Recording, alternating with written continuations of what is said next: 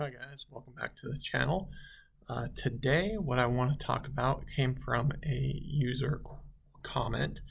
A viewer left me a question. I answered it in the comment section, but I wanted to take a little bit of time to talk about that thing in a video because I thought it was a good idea for a video. And the question was, where do index funds fit in, right? My philosophy is try not to lose money and you'll probably win, right? I've said that before. Title card somewhere over here. Anyway, the point that he was making is, well, if that's your philosophy, why aren't you investing in index funds? And the thing is that it's not an all or nothing proposition. I am investing in index funds, right? You have to invest in index funds, at least in my opinion. It gives you so much exposure to so many different things. And it's one of those things that prevents you from making mistakes. And in fact, I would say about half of my portfolio at the moment is index funds. So take that for what it's worth, right? Half of my portfolio is index funds. The other half is me screwing around with individual companies and whatever, right? So it's important to remember that it's not an all or nothing thing. So what are we doing here, right? The question then becomes, well, how much percentage, whatever, blah, blah, blah, right? The thing is, I can't tell you what percentage of index funds your portfolio should be. For me, it's about half, right? And I dollar cost average into index funds every 2 weeks. I think that for most people, that makes a lot of sense. You should be buying index funds on a very regular interval, right? It's every other Friday for me. I'm buying an index fund. Boom, boom, boom. Basically, as soon as I have the cash, boom, index fund. And dollar cost average, same amount. Boom, every month, same amount, same amount, same amount, same amount. Every single time that I buy, it's the same amount. And I just buy. Why? Because remember, going back to my entire idea, my entire thesis about building wealth in America is that we are a capitalist society and you want to own as much buildings, factories, equipment as you possibly can. So what you need to do is you need to buy that, and you should diversify across very many industries, as many industries as you can. So index funds make a lot of sense. You're essentially buying a slice of the American economy at that point. And so, yes, the answer is yes, definitely do buy index funds. Now, where do I sit personally? The thing is, index funds, they're great, but the market is overpriced at the moment. I go in there fully realizing that the market is completely overpriced. The current cyclically adjusted price to earnings ratio is 30. That is incredibly high. I'm buying anyway, right? Because I don't know which way it's going to go, right? It could be that the price of things comes down, right? That is a very legitimate way that the price to earnings ratio can fall, the CAPE, right? The cyclically adjusted price to earnings ratio. It can fall because the price falls. But that could also come down because it's a ratio, right? You can have the numerator go down, or you can have the denominator go up, right? Which would mean that earnings increase. So which way is it going to go? I don't know, but I know that ratio's got to come back down, right? Valuations have to come back in line eventually. So I'm going in fully aware that I am buying expensive, because when I started buying in like 2010 and doing my dollar cost averaging, I was buying at very cheap valuations, right? And I'm just following the cycle up and down, right? And same amount, no matter what. Boom, boom, boom, boom, right? And I'm going to get crappy returns on the money that I'm putting in right now. That's fine. That is totally fine, because what's going to happen, the price is going to crash, and I'm going to boom, boom, boom, and I'm just following it back down, and I'll follow it back up. And what's going to happen is I'm going to get the market average return over long periods of time. I'm expecting somewhere between 8 and 10%. Done, right? It's over. And I don't have to worry. And here's the reason why I actually don't mind buying expensive index funds. They have this tendency to heal themselves, right? Index funds, like the S&P 500, they kick poor performers out and bring stronger, newer people in, right? Tesla did not used to be in the S&P 500. It didn't even exist, right? But they brought it in because it was a strong performer. It became a large company very quickly, and it was growing very rapidly. It still is growing very rapidly, right? And it's performing better and better and better, right? In terms of the actual fundamentals of the company, the price, we don't care. I don't care about, at least. And so people are like, Ryan, you don't have Tesla in your portfolio right now. You don't have Palantir. You don't have blah blah blah blah blah, right? You don't have all these great companies, and you're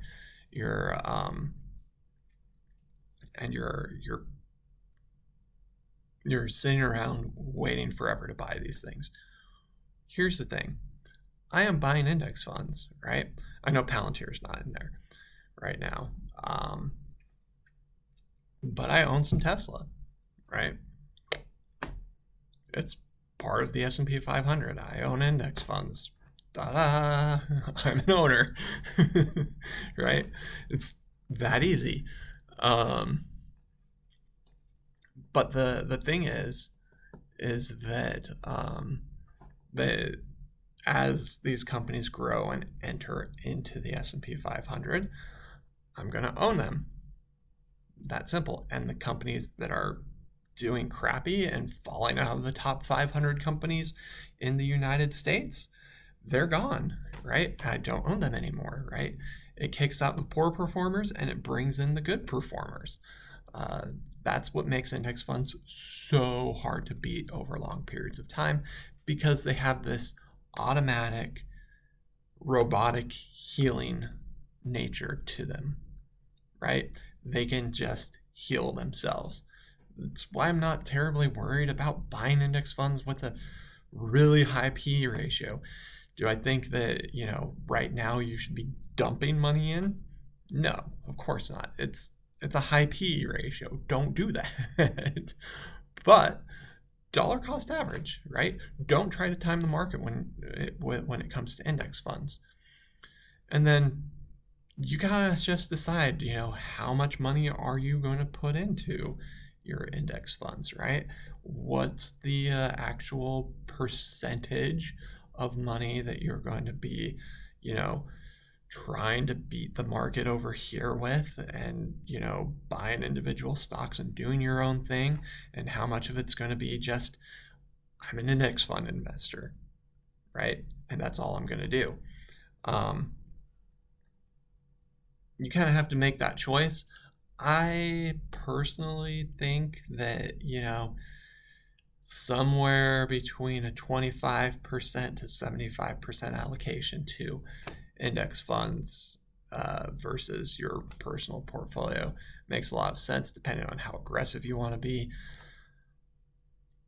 Where you sit is really a personal decision. You have to weigh things like, how much debt do I have?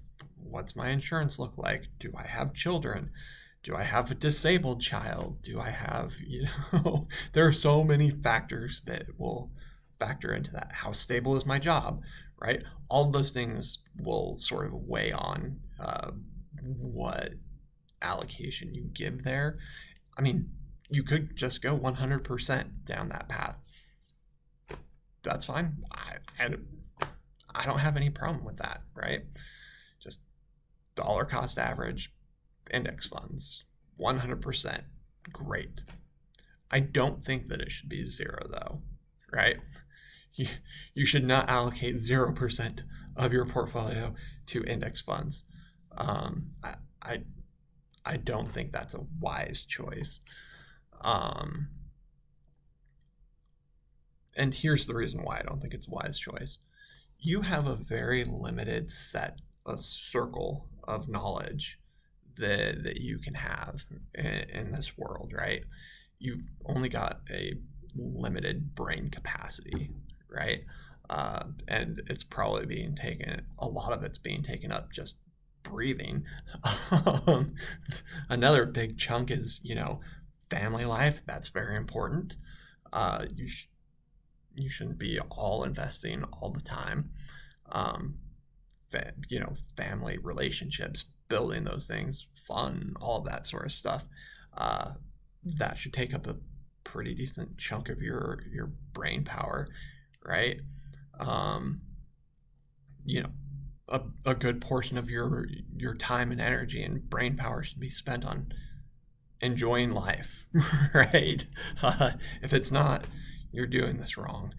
And so with the, just basic survival things and, enjoying life, you've got just a little sliver for this investing piece. And so, you should specialize somewhat, right? You should specialize on things like, like your job. That takes up another piece, but that, all of those things can feed into your circle of competence, right? And you can always expand that, right? But the the important thing here is that there's a very limited amount of stuff that you can actually know, right? You can know how banks work. You can know how a manufacturer operates. You can know how restaurants operate, right? And you can make strategic bets in those industries better than most people can. But why are you buying stuff that you don't actually understand, right? And so, like, stay within that circle of competence on your strategic, I'm going to try to beat the market bets, because you'll probably make better choices.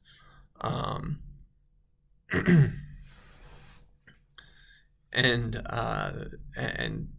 everything else, you should get exposure to it, right? You should get exposure to the technology industry. You should get exposure to the telecommunication industry. You should get exposure to, healthcare, blah, blah, blah, blah. Go down the list, right, of things that you know nothing about. That's what your index funds are for. They're to give you the exposure to the things that you don't know. So a 0% allocation to index funds, not a big fan. But, somewhere in that 25 to 100% range, I probably wouldn't get mad at you if you said, oh yeah, I'm only allocating 25% of my portfolio to index funds. For me, that's a little low, but I'm not going to get mad at you, right? I'll be like, okay, you think that you're the greatest thing since sliced bread. I think a 50% allocation, which is what I personally do, I think that makes a lot of sense.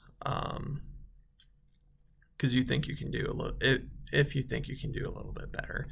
I mean, there is a little bit of hubris there, but for me, it's not that I'm thinking I can do better. It's because I'm getting entertained, right? I like looking at the businesses. I like thinking about the businesses. It's sort of like when you were a kid and you ran a lemonade stand, right? Owning the business. I get the report and I'm like, ooh, how'd my business do, right? Uh, how much money did it make? It's fun. It's just fun for me.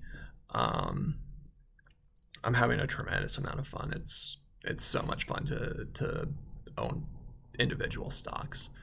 Uh, and if I perform poorly, I paid for that performance, that performance loss. The underperforming of the index. Uh, that's just entertainment value at that point, right? It's no different than me, you know, buying a boat and running it around a lake a whole bunch, and having fun that way, or whatever happens to be your thing. Competing in a marathon, maybe. I don't know, whatever your thing is, right? Like my thing happens to be buying individual stocks. I think it's so much fun. And if I underperform the index, I had fun, right? Um, and the thing is that I don't think that I will underperform the index, but if I do, I had fun. So those are my thoughts on index fund investing. Take them for what they are. The most important thing, as always, is to stay rational. So until next time, stay rational, and I'll see ya.